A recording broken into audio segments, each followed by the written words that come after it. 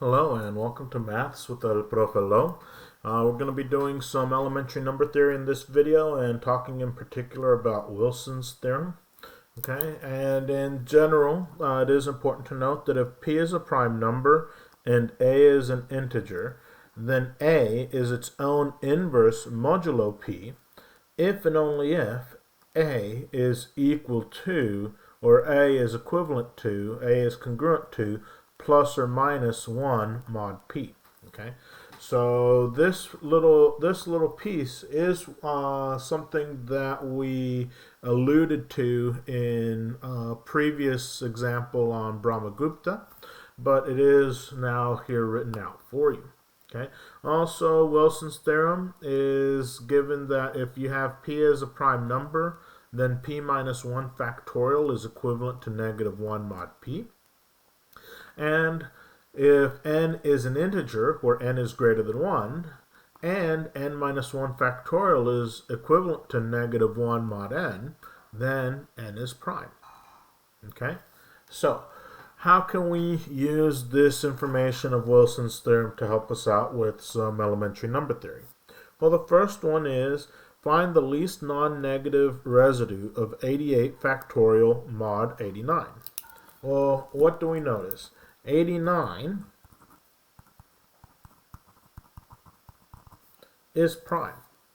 Okay, 89 is prime, so therefore 89 minus 1 factorial is equivalent to negative 1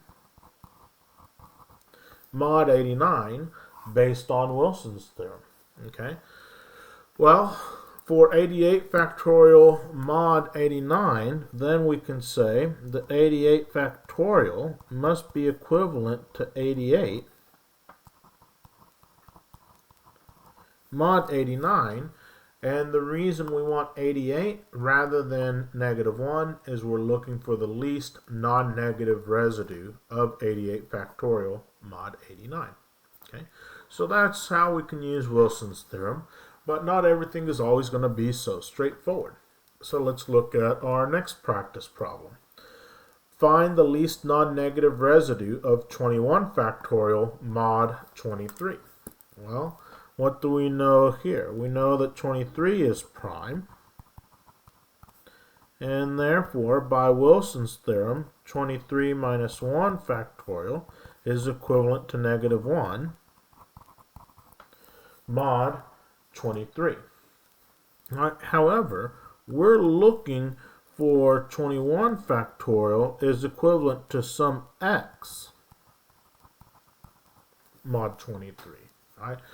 We know that 22 factorial is negative 1 mod 23, but we're looking for 21 factorial. Okay, so how can we work with this? Well, if I multiply both sides by 22, right, I'm going to have 22 times 21 factorial is equivalent to 22x mod 23. Right, which then is going to be telling me that negative 1 is equivalent to 22x mod 23, and that's because we know that 22 factorial is negative 1 mod 23. Okay, so what does that tell us? Right, that tells us that 22x is going to have to be equivalent to negative 1 mod 23. Okay, and we know that 22 is equivalent to negative 1 mod 23, right? So therefore,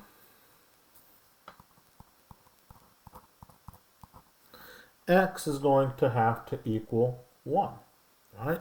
Why is x going to have to equal 1? Because this is negative 1. We're going to say negative 1 times what number is going to get me negative 1 mod 23, right? And the answer to that is just going to be 1, because 22 is equivalent to negative 1 mod 23, right? So then that tells us that 21 factorial is going to be equivalent to 1 mod 23. Okay. Now, if you had a computer, you'd be able to check out that information using Wolfram Alpha or using Mathematica. Okay.